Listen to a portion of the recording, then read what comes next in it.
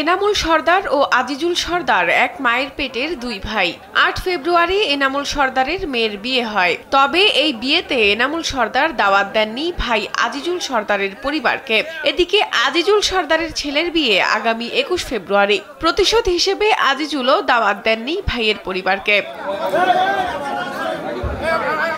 এই ঘটনাকে কেন্দ্র করে মঙ্গলবার সন্ধ্যায় এনামুল সর্দারের লোকজন দেশীয় অস্ত্র, রামদা, বাঁশ ও লাঠি নিয়ে আজিজুল সর্দারের বাড়িতে হামলা চালায়। এ সময় তারা ককটেল বিস্ফোরণ ঘটায়। এক পর্যায়ে দুই পক্ষ সংঘর্ষে জড়িয়ে পড়ে।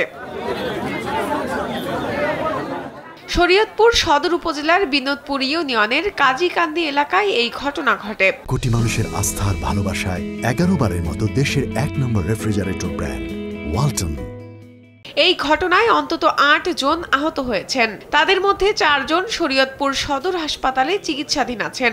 বাকিদের প্রাইভেট হাসপাতালে নেওয়া হয়েছে এবং গুরুতর আহত শামসুল হক সর্দারকে উন্নত চিকিৎসার জন্য ঢাকা মেডিকেল কলেজ হাসপাতালে পাঠানো হয়েছে।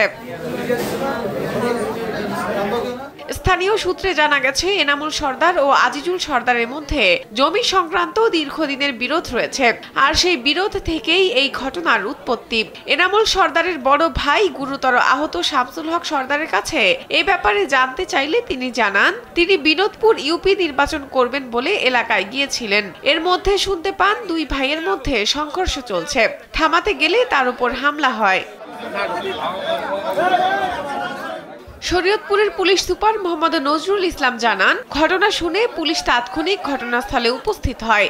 এক পক্ষ থেকে মামলা করা হয়েছে। মামলাটি তদন্তাধীন রয়েছে। গতকাল রাতে বিনোদপুরে একটি ঘটনা ঘটে। দুই পক্ষের ভিতরে, আত্মীয় স্বজনের ভিতরে এখানে মারামারি সংঘটিত হয়। এই খবর পেয়ে আমরা পুলিশ থানা এবং ফাঁড়ি থেকে দ্রুত ঘটনাস্থলে যাই এবং ঘটনাস্থল থেকে উভয় পক্ষকে আমরা নিবৃত্ত করি। পরবর্তীতে একটি পক্ষ থেকে থানায় অভিযোগ দেওয়া হয় এবং অভিযোগের প্রেক্ষিতে মামলা রুজু করা হয়। মামলাটি বর্তমানে তদন্তাধীন আছে। দুই ভাইয়ের পরিবারের মধ্যে এমন ঘটনায় চাঞ্চল্য সৃষ্টি হয়েছে এলাকায়। এলাকাবাসী চান এ ঘটনার যেন সুষ্ঠু তদন্ত করে হামলাকারীদের উপযুক্ত শাস্তি দেওয়া হয়। শাহনাজ পারভীন, কালবেলা।